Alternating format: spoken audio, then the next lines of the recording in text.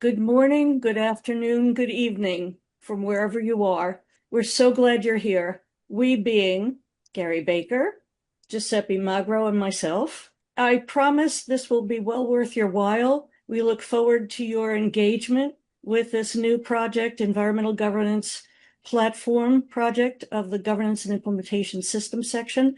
Maybe, Gary, you want to say a few words? Yeah, it's look, thank you for devoting some time, setting aside some time for this because it's an important project launch this that we are undertaking.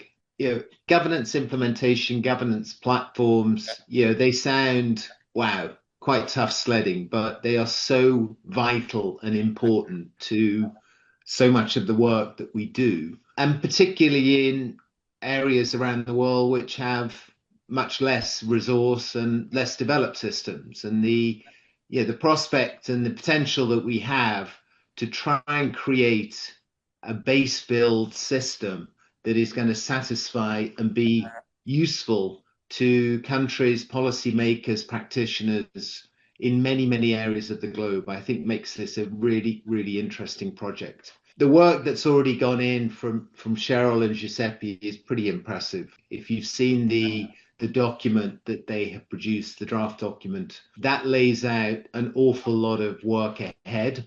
But I suspect that it doesn't cover half of it in terms of what we will find as we go through this process, in terms of the technological challenge of it, and then the detailed challenge of it, and how we balance the needs and the desire to be perfect with the reality of let's get something that works and is of utility to as many people as possible. So really what this meeting is trying to do is just ask for your help. I mean, there are many, many areas and modules that are outlined in Cheryl and Giuseppe's document where we will need the expertise of people on the call and many other people outside of this group as well. So we will ask people to participate as well or as deeply or as little as they possibly can. It is all going to help because it's a hugely ambitious project. I mean, crazily ambitious. I was at a meeting of the OECD 2 weeks ago, and I mentioned that this is a project that we were looking to launch. And the first question I got from one of the delegates there was, that is so crazily ambitious, but exactly what we need.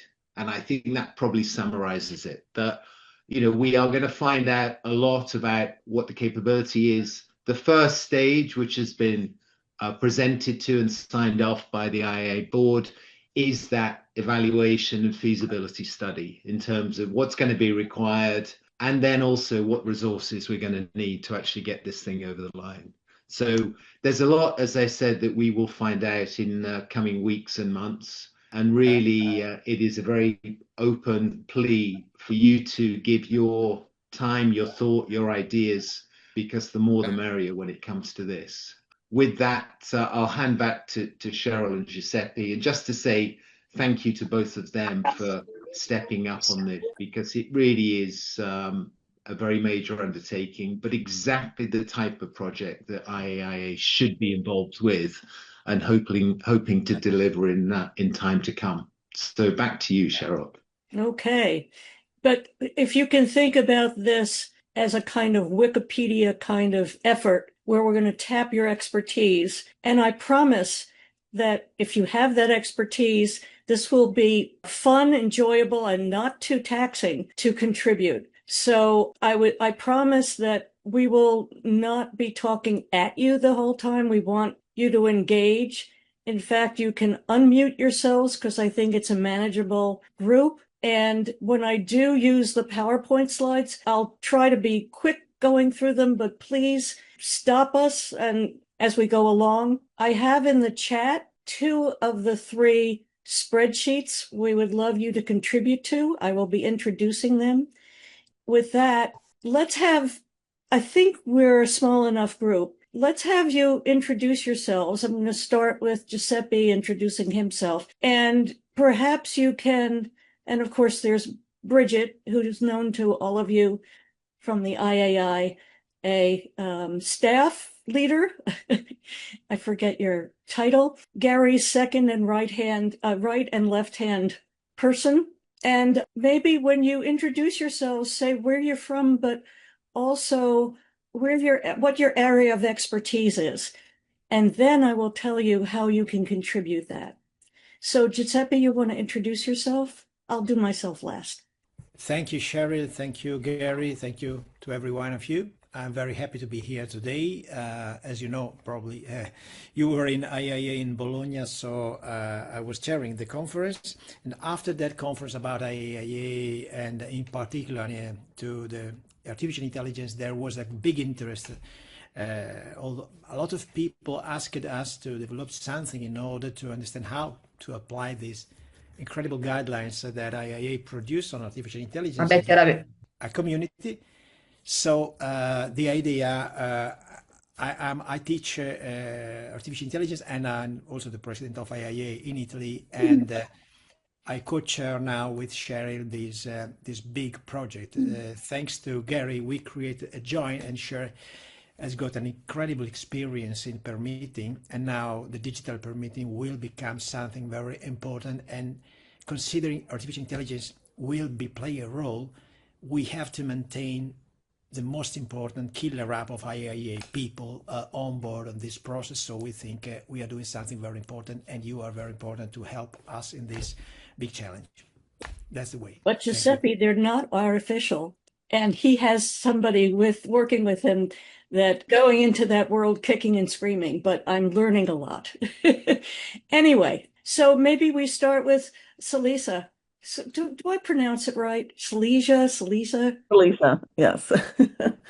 I'm Salisa Horvath. I'm in Canada. I'm a consultant. I've been an independent consultant for over 20 years, but consulting my whole career, so more than 35 years. And mostly now I focus on impact assessment processes and methods and working on, I do a fair bit of client work, like for projects, but a lot of my focus right now is engaging with those process administrators and governments who are trying to streamline and improve processes one way or another. And so very excited about this project and looking forward to getting involved as time permits. Thank you. Stacy, your area of expertise? I'm Stacy Finneran with Ohio State University, Columbus, Ohio, USA. I'm a civil engineer, environmental scientist, have worked with I've worked in consulting, but most of my career has been in academia. Recently teaching in environmental impact assessment, kind of the interface between engineering, ecology, and policy. So really excited to be here, hoping to contribute in some way. We need a civil engineer, so good. Lei? Hi, everyone. My name is Tao. So you can call me Tao. So I'm from Singapore, currently working for DHI Singapore office, and I'm an environmental practitioner. I've done IAs and EMMP projects for mostly marine and coastal developments like reclamation and dredging projects. So I'm very proud in my career. I've been helping various clients in planning and developing solutions to minimize impacts of their projects on the environment, especially in sensitive habitats nearby where they're building their projects. Yeah, I'm excited to be part of this process. Yeah. Arlene, I know what your area is. Yeah, I'm Arlene Fleming, originally an archaeologist, but a specialist in cultural history. I worked at the World Bank for 2 decades, creating the policy for safeguarding cultural heritage. And I was the founder of the Cultural Heritage section at IAIA and have served as co-chair for years. Thank you. Wes, Mr. Climate? Hi. More than that. I am part of a group of II members calling themselves the Fit for Future Initiative. And what Giuseppe and Cheryl have produced, I have some feel for the amount of time and energy and thinking that has been invested in preparing this proposal. It is fantastic. I'm in the Boston area. Okay, Alan, hi. Oh yeah, so I'm Alan Bond, based at the University of East Anglia at Northwest University in South Africa. I'm co-chair of the AI and Emerging Tech section. I suppose most of my research over the years has been on the effectiveness of impact assessment. Liliana. Hello to all. It's nice being here. I am brand new to AI. I'm an architect and urban planner from Brazil. I work in environmental impact assessment for over 30 years now. I work at the government agency. I have passed through several ministries and several agencies, but right now I work to Chico Mendes Institute for Biodiversity Conservation. And so I'm glad being here, and I hope to learn and to help somehow this group. Thank you. We need you. Adina. Hello, I'm Adina Relikowski. I'm in Luxembourg based. I'm a freelance consultant, environmental expert, and the last 20 years I spent in the European Investment Bank, heading the environmental policy unit, being drafting and approving the environmental policy, but also the safeguard of the bank. My main area of expertise before joining the bank was permitting IAIA industrial emissions in the environmental sector. And why I'm interested in this particular project, because we have initiated and developed in the bank. So I was leading to another size, a smaller size than what you proposed, a country sheet approach, which is an overview of all countries in Europe, not only the member states, but also other candidate countries, Ukraine, Moldova, also Georgia, where we develop a similar platform with all the permitting system, legal requirements, and I think it's a good point to share and to start thinking how to link them. Thank you. I promise you we will tap that experience. Dinian. Hi, I'm Deneen Patriquin. I'm from Calgary, Alberta, Canada. I'm a unique one on here. I'm very much so a generalist. I've spent my whole career in oil and gas, working for pipelines, various asset owners, initiating a lot of projects that needed environmental impact assessment, and realizing that there was a lot of things wrong. So in the past 5 years, I've actually been working more on the regulatory side, the judicial side, looking at ways we can improve things. Currently, working on a fairly large project that very much aligns with this. And yeah, I thought it might be interesting for you guys to have an owner perspective who sees the errors in the way the owners approach it. So I thought I could bring that to the table. Good. George. Hello, my name is George Hagman. I'm VP Environmental Services in Canada. I work for Stantec. Stantec is an international consultancy based in Canada. I'm an engineer and environmental scientist by training and experience. And I have been working as an environmental consultant in Canada for 30 years now in all aspects of major project environmental impact assessments. Good. Daletta. Hi, sorry for the webcam, I can't open it. I'm from Italy and I work for NGA Consulting. It's about 20 years working in the environmental impact assessment sector and particularly in the last year in the oil and gas sector. Good. Elena. Thank you. I'm Elena. I'm from Spain. I'm an independent consultant currently working for UNDP Nigeria. So my background is I'm an actuary and risk manager. Most of my experience has been in the development sector. And I'm also a generalist, so working in oversight and quality assurance, capacity building, and knowledge management in impact assessment. And I don't have previous experience in working with impact assessment and artificial intelligence. Thank you. As Nigeria is on our advisory council, which I will describe in a moment. Okay, Kelly. It's hard for me to call you Kelly as opposed to Charles, but that everybody calls you Kelly. Please. Most everybody. My background is in disaster management. I'm currently in Jamaica after the hurricane, and I'm section and co-chair of the Okay, Sarah, last but not least. Group on the group of section chairs. Okay, sorry. Sarah, you want to unmute yourself? Your area of expertise? Okay, so we have a broad range of expertise which we really need to tap. I am going to go, Cheryl Wasserman, 43 years at the Environmental Protection Agency, always trying to reform permitting, monitoring, compliance and enforcement, and then the last 10 or so years working internationally to build capacity. And in that process, this has been a dream because I don't know another way you can really implement this process and make it have a difference.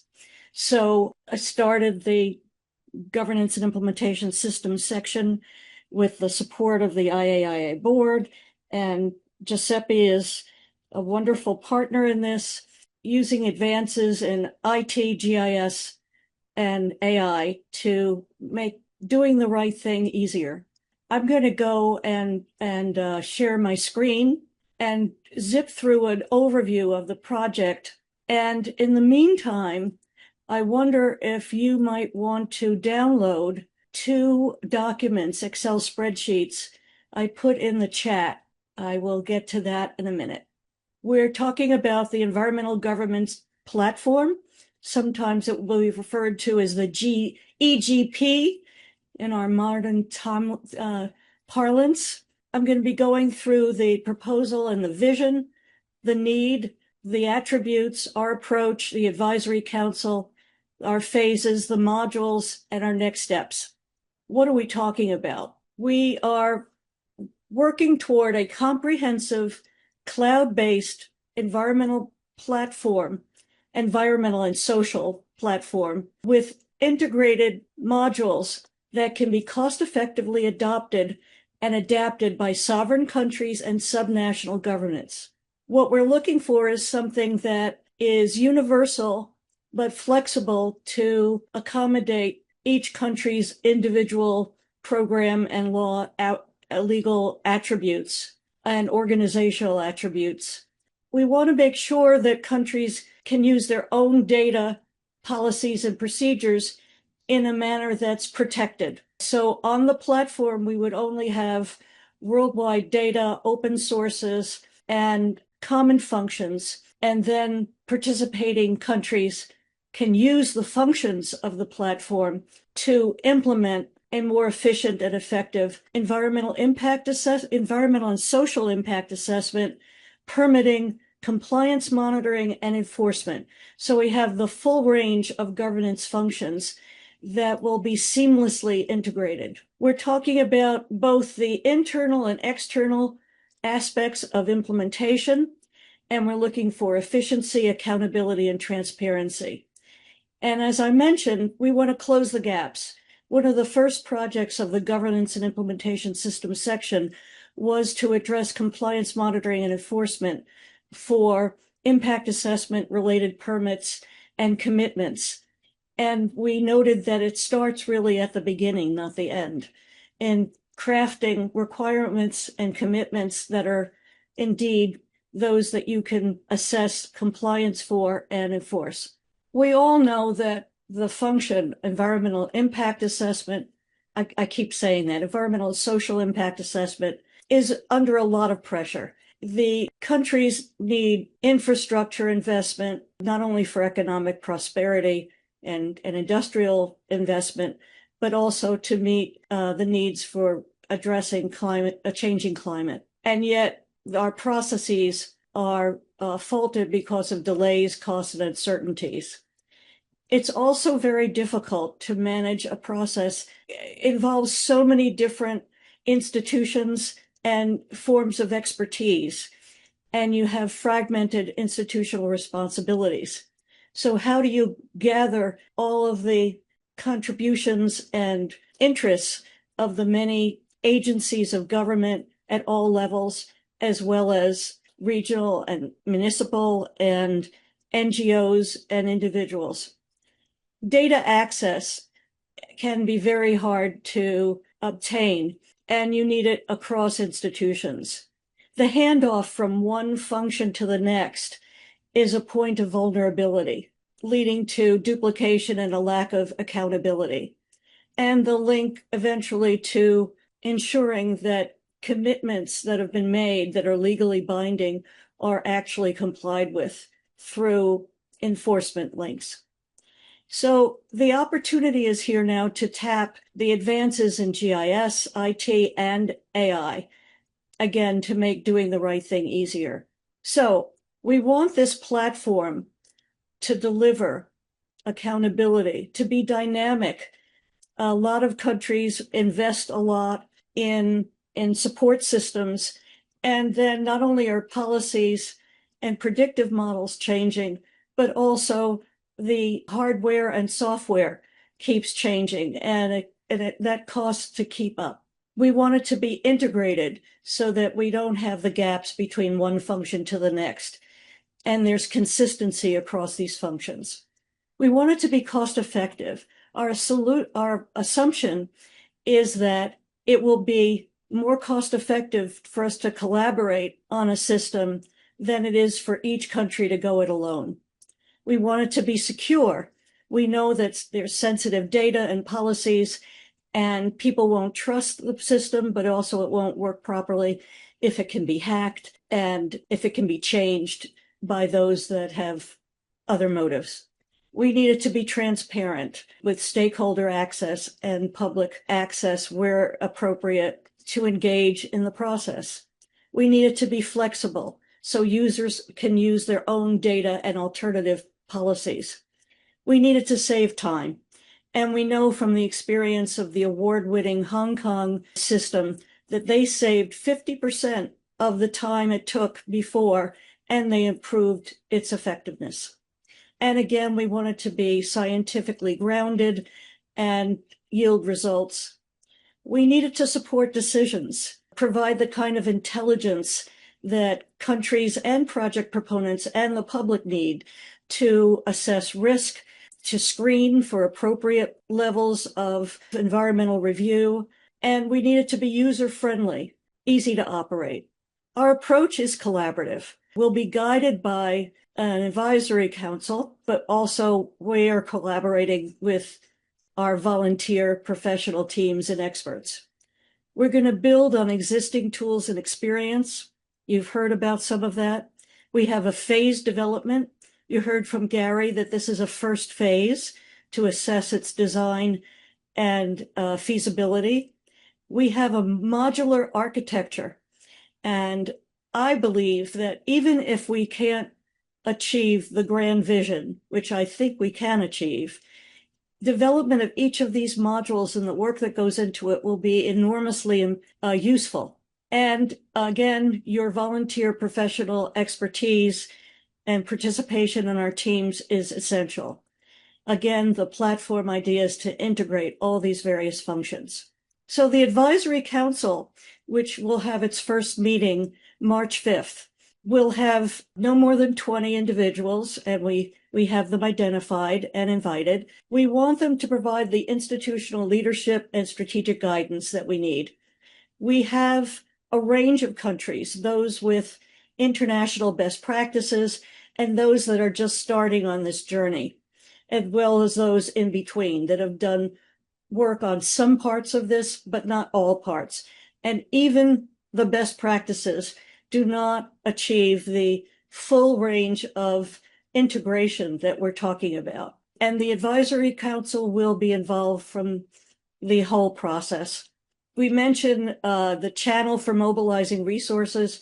I am happy to report that Giuseppe and I met yesterday with the Asian Development Bank, and they are excited about this project, and they themselves have sought to do something in the digital space and have had a leadership role in working with developing a group of across all of the development banks to explore and advance these digital platforms. So this is a terrific piece of news, a terrific partner in this, and it makes it even more likely that we'll succeed.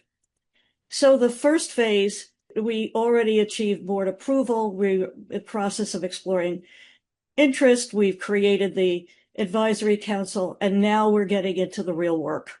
We need to, in the design process, identify what we need by way of contracts and a computer expertise to actually implement the system. And so we will be doing this over the first year. The second phase will be at its actual development, the funding, implement the structure, and establish priorities if we need to prioritize certain functions. And as Gary said, the perfect will not drive out the good. And then phase 3 will be a trial with training materials and a launch. We'll have to have instruction manuals for users. For example, when we met with Hong Kong, they were able to develop new data layers using AI going through all of their past environmental assessments. And I know that it has been a frustration of everyone in this field that we have not been able to easily tap the kind of information that's captured in each of the environmental impact assessments. So this is a wonderful use of AI, and there are going to be many others. Giuseppe tells me we can actually use it for the coding. Okay, the key to this is the modular approach. So we have 15 modules defined. 11 of them are the operational, functional modules, and then the platform design, the risk identification and solutions, funding and governance structure, and performance evaluation. But I'm going to go through the key substantive elements of this platform. I'm not going to go through this. It'll be hard to see, but each of these modules relate to not only operations, but the kind of aspiration we have for delivering on the platform. Okay, the first team, the tracking system is something that we're going to rely on countries to tell us, and maybe some of you can contribute to this, but we're looking to countries to tell us what are the key elements they track now, what they would like to track in the future, what systems are accomplishing now. And this tracking system is for internal, external use. And it will log every step in the IA process as well as permitting, compliance monitoring, enforcement. The second module, which we will be talking about in depth with you today, is one of the things we think that you can contribute to right now, is the GIS applications module.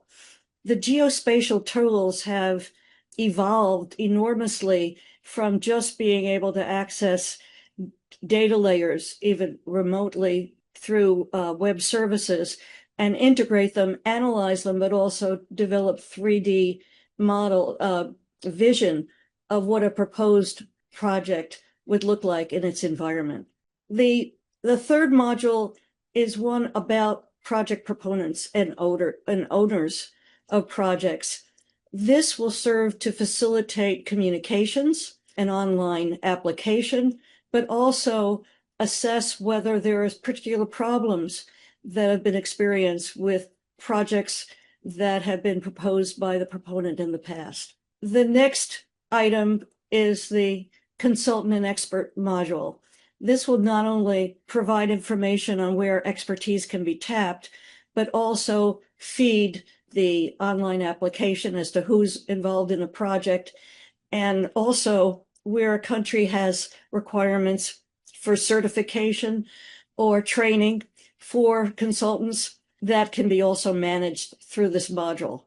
This next module is one of the more complex modules, but there's a way to do it, and it's been demonstrated, and that is to array the various stakeholders from governments in each level to NGOs to individuals who expressed an interest in knowing about what's happening with a particular project and getting engaged.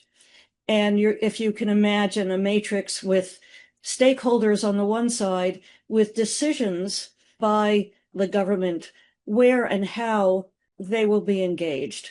So are they going to be notified about an application having been received? Are they going to be notified when an environmental impact assessment has been submitted? Or are they going to be notified when only after a government has reviewed it in a defined space for public participation at the end of the governance process, which is late?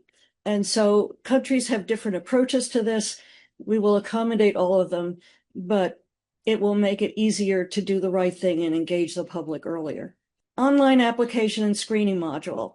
This will take into account, be auto-filled by the GIS type of environmental information, but also the project description, and ensure that the project description will enable the risk assessment, the screening process, as well as the use of models and decision support systems. There's a document management module that's really key. We all know that it takes time to construct a facility, so it may have gone through impact assessment years before it has to be permitted for some purposes or audited or assessed for compliance. And finding those documents and accessing them, what is the key aspects of it that are embedded in a very large and unwieldy document, is important for the functioning of government. And that will relate to Module 9. But Module 8, Team 8, is the intelligence and decision support system. So we're talking about something like the system that Giuseppe has developed that's in use all throughout Italy, where there's instantaneous access to profiles of similar projects internationally, systems and models for predicting impact on a range of them, and risk assessment tools. Perhaps if you have questions about that, Giuseppe can address it later.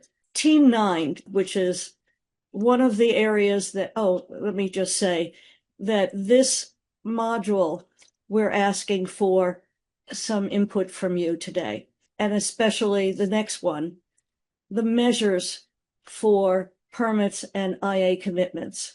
The concept here is to capture what is most common in the impact assessments. At IAIA 25, there was a study that was reviewed where it said that 80 to 90% of the measures for prevention, control, or compensation are common throughout the impact assessments. So we want to capture that, and I'm going to go into that in some detail to tap your expertise and look at what we want at the end of the process. And not only in terms of, yes, we're going to have fencing around a cultural heritage site or prevent access to an endangered species, but actually get to terms that are enforceable. How high is the fence and how many hours will you have supervision and that kind of thing? Or for a wastewater treatment plant, what its capacity and performance as expectation is. So then we have a module on compliance monitoring that will integrate information from self-reported data, citizen complaints, audits, inspections, and maybe even ambient monitoring to give a full picture of compliance. And it will be linked to an enforcement module. And so you can track the response to noncompliance and actually have tools to calculate penalties and fines and manage the submission and payment of fines and penalties. The next team is an integrated team to design the platform with the interrelationships among the various modules. Each team will address not only the design of the module, but how it interacts with other modules.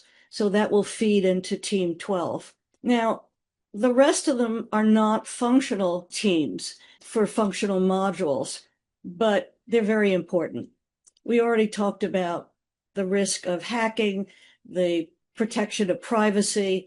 There are risks in legacy systems and how do you access existing information and pull it into a new platform. So this team will gather up all the risks that are identified and identify solutions. The funding and governance structure team will look at how to sustain the module, the platform, and how to fund its development and also sustain its operation in the long term. And finally, we want to make sure that performance evaluation is a capability of integrated throughout all of the modules and the platform. Okay, next steps. We achieved approval of the board. We're recruiting you now. We have our Zoom. This is wrong. Our first meeting of the advisory council will be March 5, and we'll be showcasing some of the tools and experiences on webinars with IAIA, and we want to get feedback. We established our own email address, IAIA at environmentalgovernanceplatform.org, and I will put it in the chat. So let's get down to business. This is my poor work. All the modules, and the ones shaded in blue, and light blue, are the ones we're initially starting with the IAIA and other experts to be engaged in this process. We want you to gather your expertise. I'm going to give some examples. I met early on with Arlene to see if we were on the right track. And for example, she's dealing with cultural heritage. So what data layers do they rely on for that purpose? Are there any predictive models they tap? Less likely than other areas. And what are some of the measures that are used? And I'll go into, we're looking in depth at all of these areas. We're going to be contacting countries to gather information on their tracking systems, what they need and use by way of project proponents, consultants, stakeholder communications, and document management and enforcement. So that involves the countries, and some of you might have that information, but we're looking right now to these 3 modules. And then, this is how these modules will feed into the whole process of impact assessment and the platform. And we're looking to the GIS layers feeding an online application, and that's capability is related to the online screening tool. It will take in the description of the project proponent and consultant modules will feed into that. And then if it's a low impact project, it might get an automated permit, which addresses the problem of death by 1,000 cuts, as opposed to looking in depth at the larger and more impactful projects. Those are that usually projects are triaged. There are some that might need a specialized study and not a full impact assessment. That will also be possible using the predictive models and so forth. The measures menu will be used to feed this, and it leads to the permit and commitments, and then compliance monitoring enforcement, stakeholder communications throughout. Okay, so I want to get to the work products. I have put in the chat the actual spreadsheets, but this is what we want, for example, for module 2, the GIS module. We want you to identify the data layers that you use, what country or institution that's available from. The level of accuracy is really important. There are several open source systems that do not provide, unless you pay a fee, for the level of accuracy you need for impact assessment, for example. That's going to be very important information for us, whether it has the metadata, whether it's part of an analytical tool, or whether it has a reporting function, the base map options, server requirements, software requirements, This you might not know as the level of the user of this data, but this is what we want to fill in as we move forward. The fees and frequency of use, and we'll be talking to the providers about whether we can arrange for any cost savings from group access. So this is the module for, the spreadsheet to support module 2, the GIS. You might not have all of that, but that's what we're looking for you to fill out as much as you can from your experience. For the measures, we're talking about for a given environmental and social impact issue, I said environmental concern, that I'm meaning that broadly. What phase are we talking about? Site clearing, construction, operation, or closure, or closure. What type of measure is it? Preventive, control measure, or compensation? A description, and then getting into some detail about efficiency, size. What are the attributes we need about the measure that will make it enforceable? What is the performance expectation? What is the standard? What is the feasibility or validation? What monitoring is required? How will it be reported and the frequency? And this is key, the responsible institution. Given the range of issues that are addressed in impact assessment, we want to know to tap and be explicit about what institution will be following up on those commitments. There's an initial list of different environmental concerns, and you can add to that. So we took more time than we probably planned. I'm sorry if I bored anybody. Are we all still here? I hate getting into a PowerPoint and then not engaging with people. This is what the spreadsheet looks like for module 2. It has the format, the data layer, the scope. Is it global, regional, country specific, accuracy, the source, and then these other aspects of it. And I have some examples of what we're looking for from everywhere from air, water, geology, soils, noise and vibration, light, the biological, broken it down, disaster, vulnerability, and risk. Kelly, you would like that. Social, cultural, economic, and historical aspects, the cultural assets, the political boundaries that you need information on, and economic information. So all of that is the kind of information that you would use a fill out. Think of this like a crossword puzzle for you, a Wikipedia exercise, measures, the worksheet is there. I have a submission format, but I just tried to fill the menu of environmental concerns, but I also brainstormed some examples. By doing this, we can also introduce thinking about alternatives. Like for air, preventive might be solar, wind, geothermal, and nuclear, addressing flaring, greenhouse gas contributors. All of those things we need to capture. I did something that's not ready for prime time. There's a worksheet for methods and models. This was drawn from, and I can share it, I guess. I drew this from the work that was done in 2011 with countries in Central America for mining, tourism, and energy generation.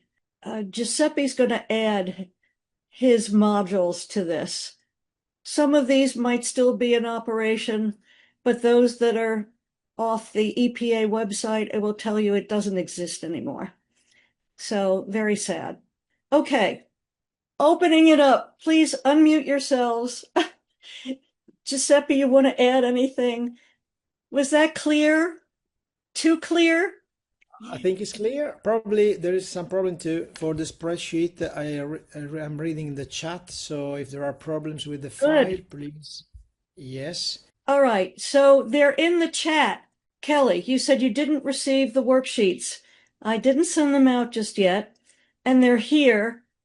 Do you see them in the chat? You can download them in the chat. Charles, Kelly. No, they're Yeah, not. They're not showing up they're in the now chat they're now box. there. Thanks. Okay. So there are the 3 modules we're asking for your help with. I didn't give you a date. I think if we just have it open-ended, it's not a request. And if it's too far out, it won't reflect the fact that I would like it to be easy for you. And I would like it to be, or we would like it to be available to us before the Quebec conference. So the latest I would like it is April 30th. Whatever you could do, even if it's 1 line. This is your favorite measure to, and think about what information you need to make it real. Because so often it's just an abstraction. Oh, we're going to use best technology to control air pollution, or we might use tertiary treatment for a wastewater treatment plant, and the capacity is wrong for the size of the project. So think about the problems you've experienced and think about trying to correct them through this process, and also introduce the kinds of measures that projects may not be using but are very good to use in exemplary projects. So this should be fun and a real opportunity for downloading your knowledge.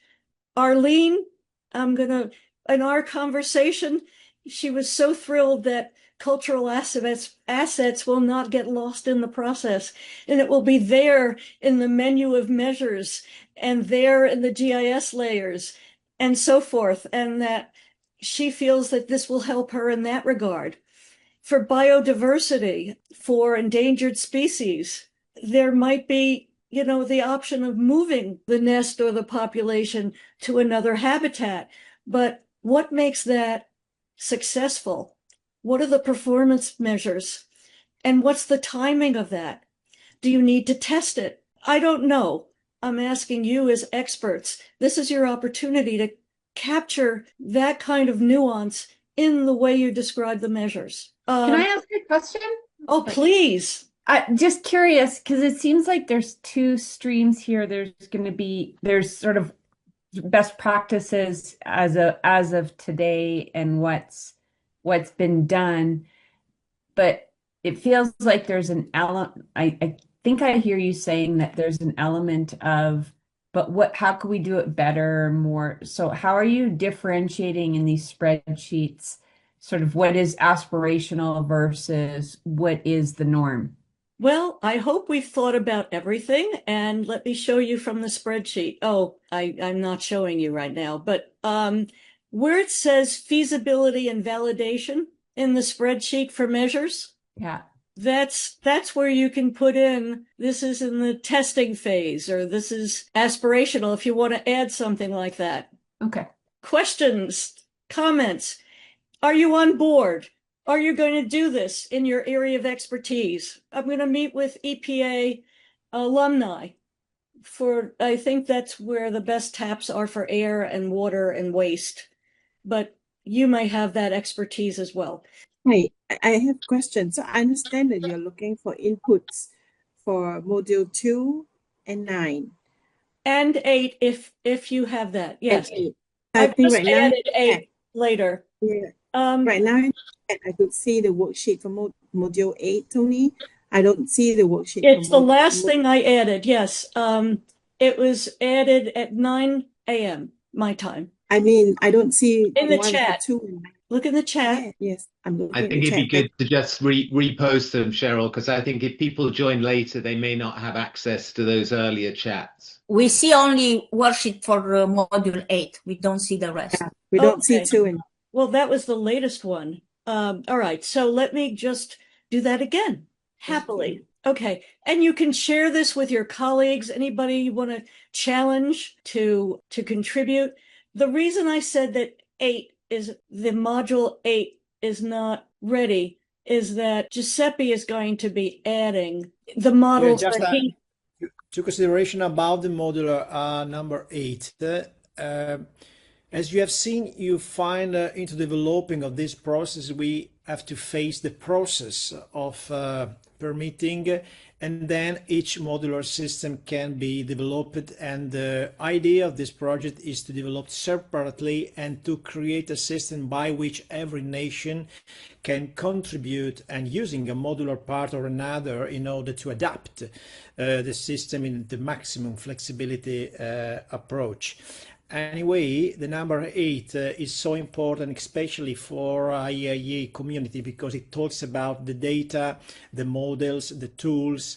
And so we are preparing with Cheryl and all the teams a sort of understanding this modular part, because we have a classical world in impact assessment, as you know, before the arriving of artificial intelligence, that has introduced another kind of models completely different based on data. And so the idea is to use the ordinary modular system, using the ordinary function, emission factor, all you know in the last 40 years of impact assessment, and it will be like in a Wikipedia in a unique language. It's a very mathematical, abstract language, but not to use, but to allow to this model to be part of the same infrastructure in terms of impact assessment.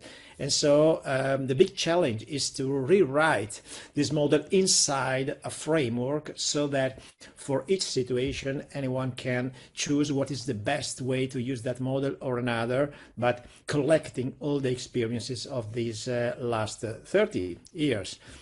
On the other side, machine learning and large language model are arriving. So we have two huge set of possibility, and talking about a large language model, we will have to find the best experiences in terms of documentary assessment, and as you know, it works with natural language, so it helps a lot in documentary analysis. And so if you have experiences, suggestion, but also criticity also against artificial intelligence, the best we can do for artificial intelligence is to be very critical with artificial intelligence, especially in my role. IAIA. I just reposted the 3 worksheets. Do you have them? Thank you. Yes. Okay.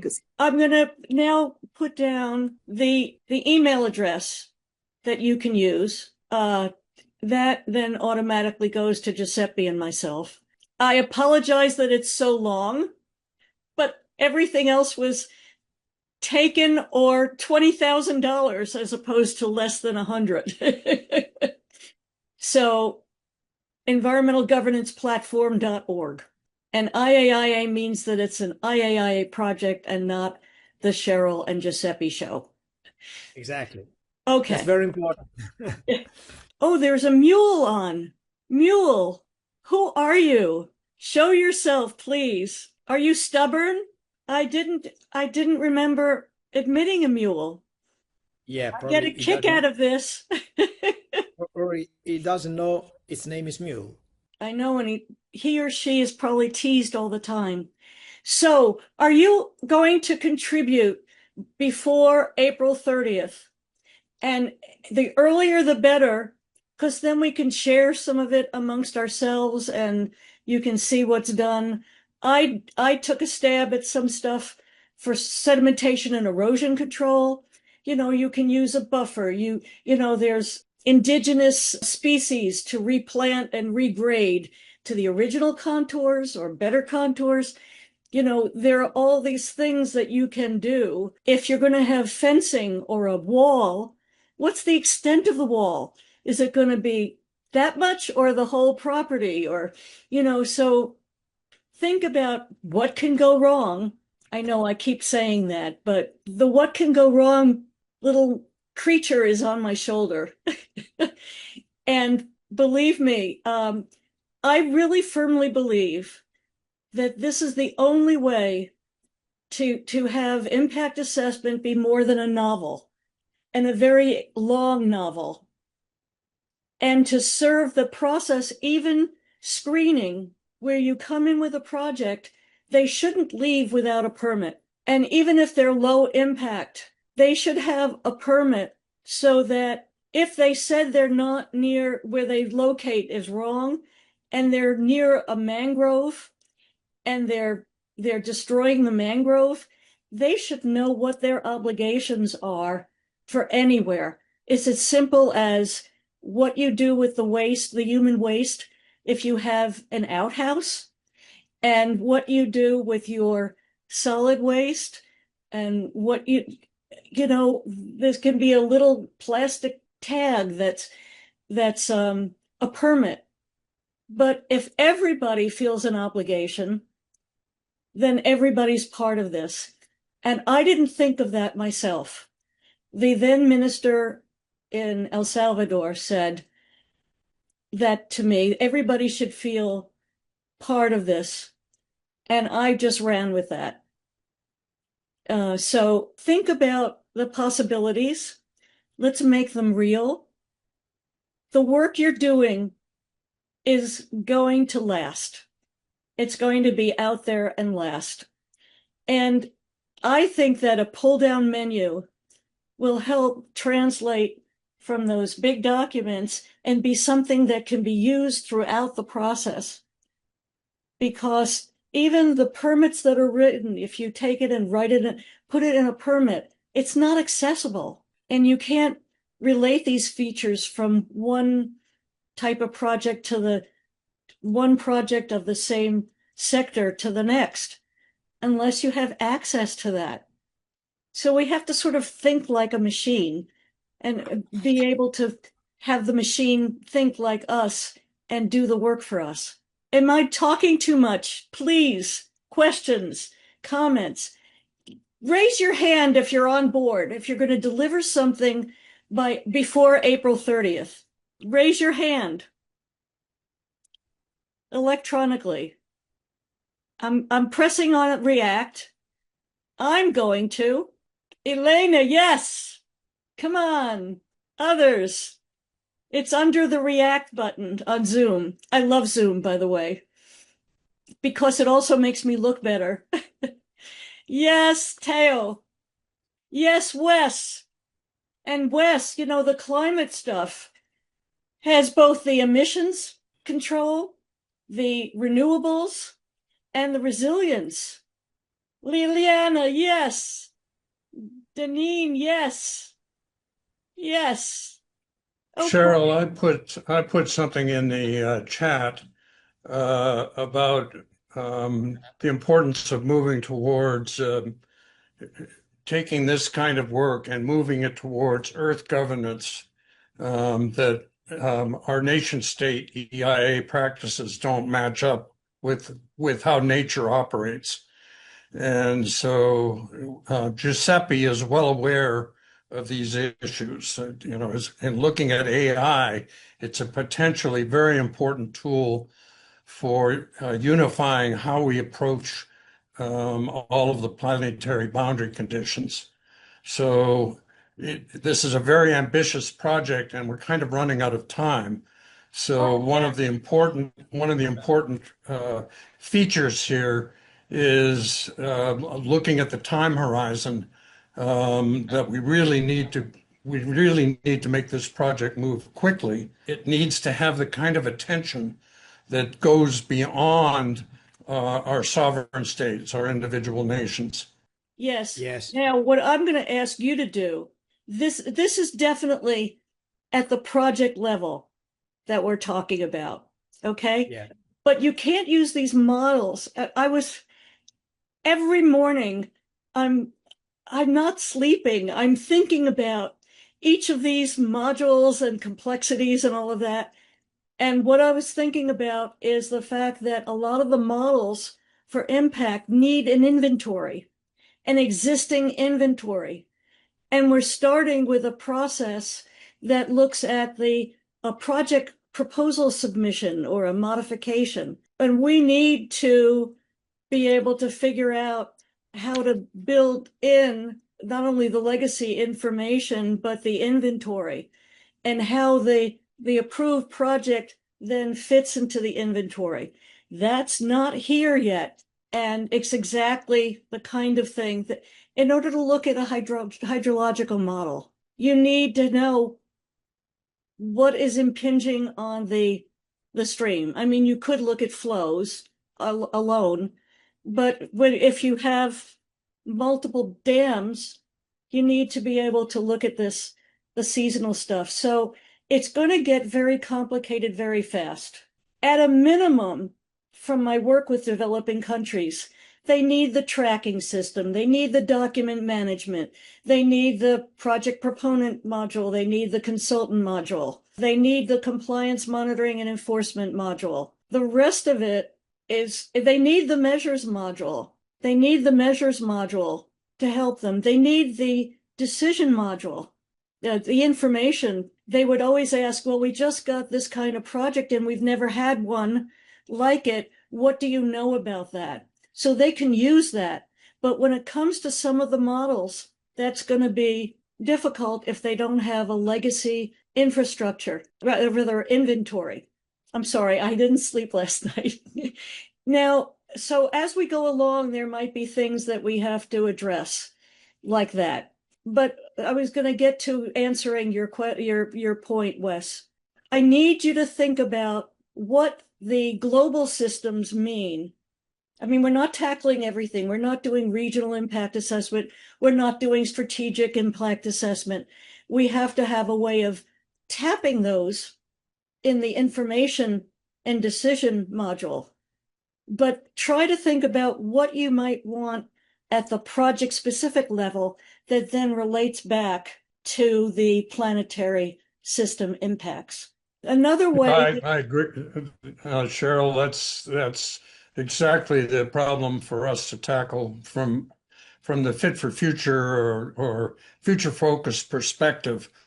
It's how to link it up to, get it all the way down to individual project designs in the concept phase.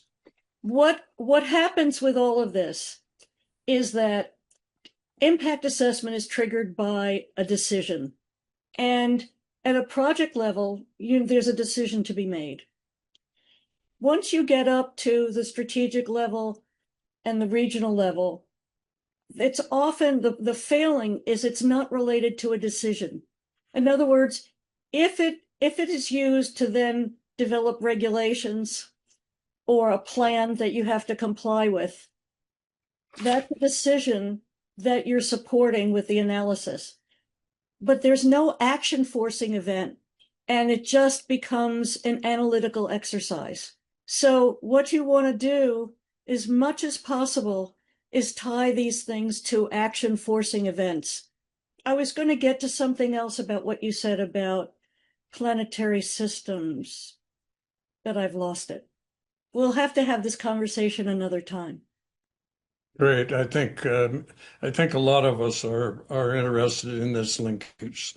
Thanks, Cheryl. Thank you. And even though you're at the planetary level, please go back to where you were in climate change and some of that other stuff so that we can get that expertise in here, whether it's methane emissions and all of that. Another thing, Giuseppe, besides the GIS and the project description, we need what detail you need on oil and gas for an online application. What do you need in order to use the models? That's another step. And I don't think we have a way, we haven't developed a worksheet for that. And so I'm giving us more work, but let's start with these three elements that deal with your environmental and social impact expertise first and foremost. And then we need to, the measures, I'm getting to another point. Oh, the GIS, the measures themselves can be related to the environmental concern, but they also might be project type specific. So what I didn't list there, and I started thinking about later, is just that. Marine projects will have a different set of measures and GIS layers.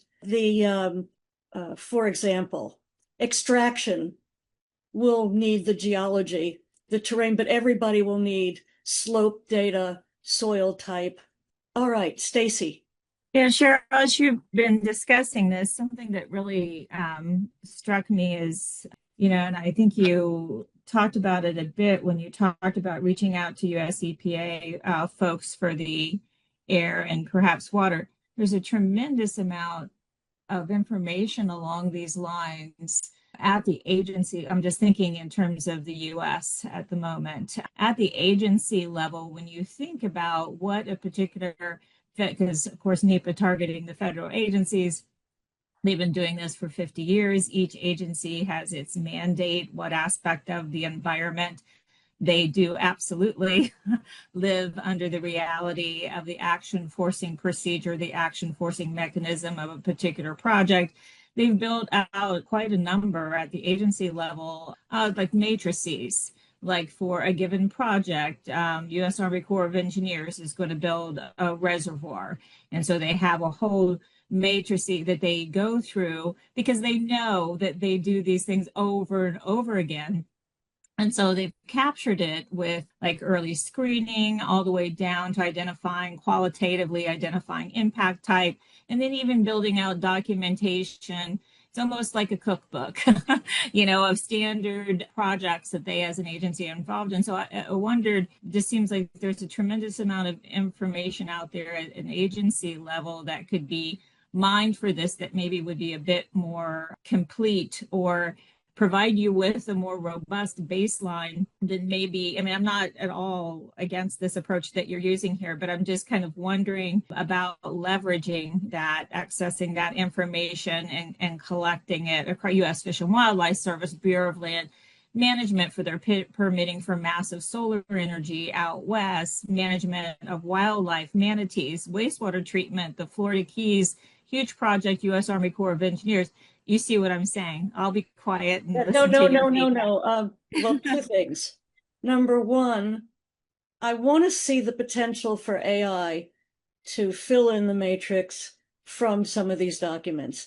And Giuseppe has promised me to take the documents that we developed, mining, energy, and tourism, which were selected because the mix and match aspect of them. And there are measures in here and models in here. I captured the models in what I was playing with for module 8, but again, they're dated. So I think that's an excellent point. My other point, and this might get me put in jail right now, is that when I went to the EPA website, it doesn't exist anymore.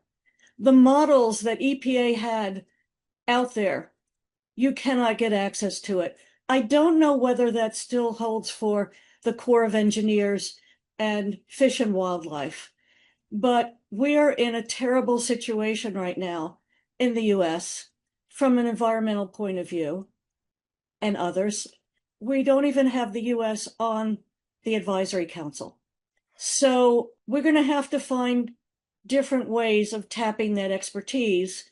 And one of the ways I'm going to do that is the EPA Alumni Association, because I think that anybody who is approached, I haven't even briefed, there's a new law in the US, e-permitting, where they're going to be creating new platforms, so forth.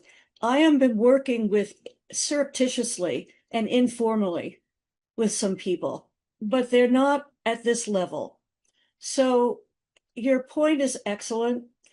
And I would urge you, since you're in a state and you're at a state university, if they have access to all of that information and it hasn't been removed from public access, could you please funnel it our way?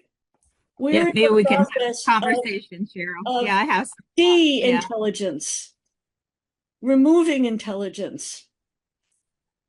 So yeah, they just shut down the CIA World Factbook that's been in operation since February 4th. That's a better access these things tool. fast because they're going fast.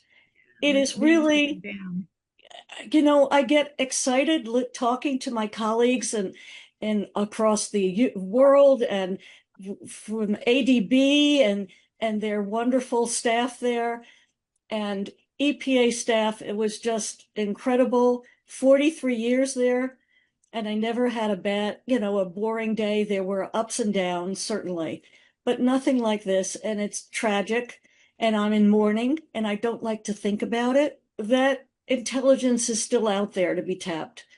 So I'm counting on my colleague, Giuseppe, to prove to me the value of AI in making this work easier and seeing whether AI can fill out a matrix using these documents. I have challenged him at that, but he's in great demand. And he promises that this is so important. He's going to be 100% on this project, but he's being pulled in so many different ways. So it's now public, Giuseppe.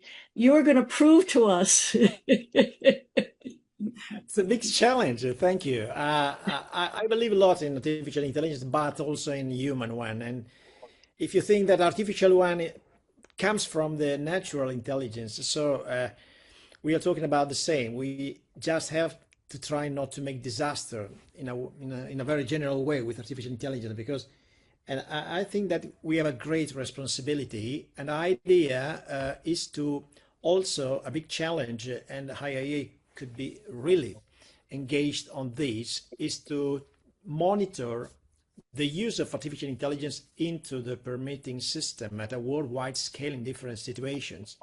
I think will be disruptive. Liliana just made an incredible point that we have to be aware of.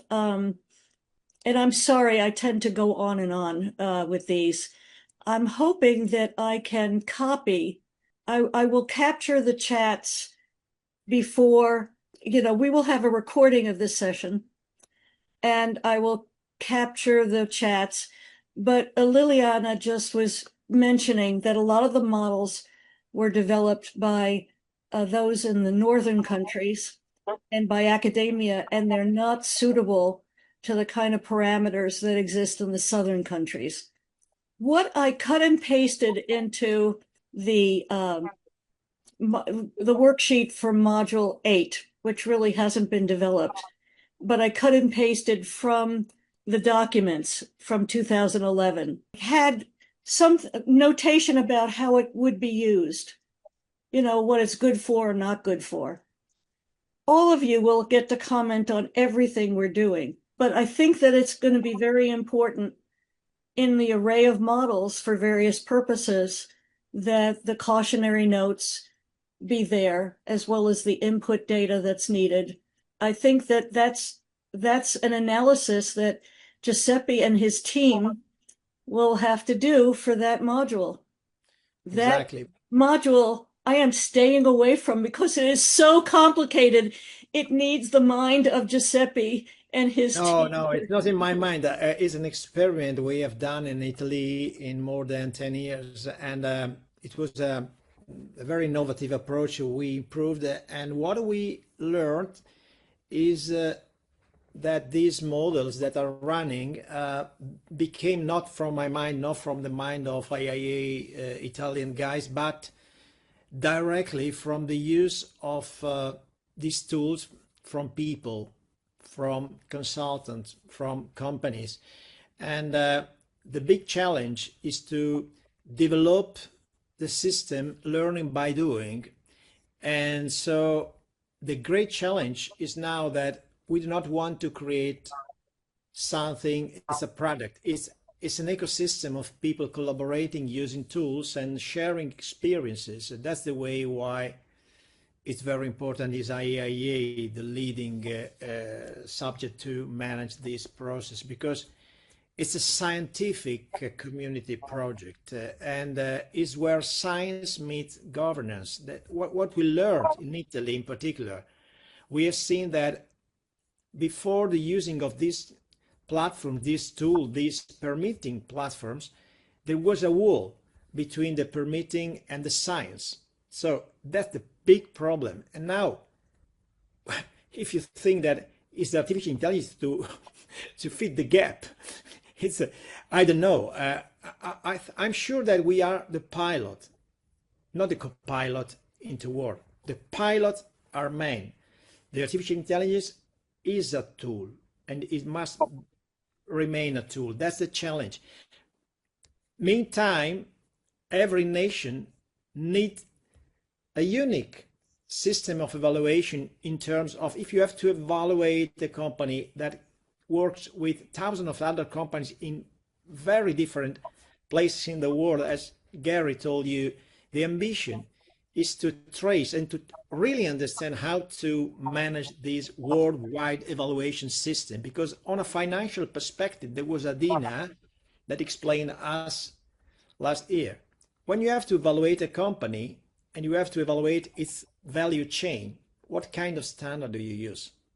We have to start from the science data, and the science data are the same around the planet. And we have to personalize this data and to give everyone the possibility to have the same layer. And then if we downscale the system, we can go at a specific nation-based, regional-based, municipality-based, project-based scale. But we don't have to forget we are Earth before. And so that's the ambition. So anyway, we will share also a lot of documents in this direction and probably share it.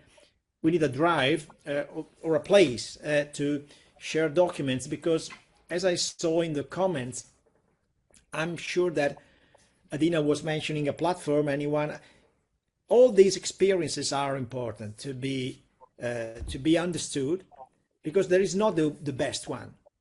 We have to use artificial intelligence to select also in case or to merge and to analyze. But the disruptive approach of this process is the adaptive management process by which we have to continuously validate what we create. It's a dynamic, there's not the truth. Yeah. There is a process of growth. Thank you. Okay. I'm sure that it will be a success, this process. I think with that note, we will close this session. And you all were wonderful, and thank you very much. I will send you the, please make sure we have your email address. Because I'll send a message through the hub, but that's very awkward and you can't get email directly. So I'm going to end this